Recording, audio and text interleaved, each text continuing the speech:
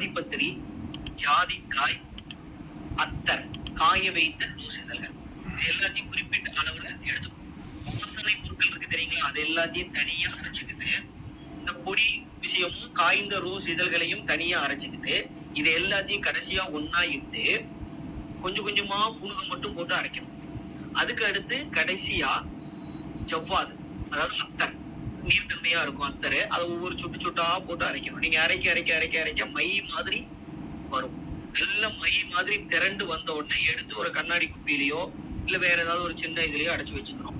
அந்த திலகத்தை நீங்க இந்த சுவாமியை கும்பிட்டு நெத்தியில வச்சுக்கும் போது கண் திருஷ்டி அதெல்லாம் நீங்கி உங்களுக்கு எதிரிகள் இருக்கும்போது விலகி நல்ல சுபிஜம் அடைவீங்க. நீங்க கடைகள்ல உங்களோட ஸ்தாபனங்கள்ல உட்காரும் போது வருமானமும் பெறும்.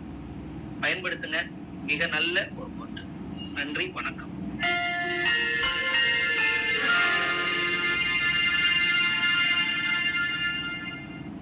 அரகஜம், அந்த பொட்டை நீங்களே வீட்டுல செஞ்சுக்கலாம். அந்த செய்யும் முறைய நான் சொல்லி தரேன். புனுகு, ஜவ்வாது,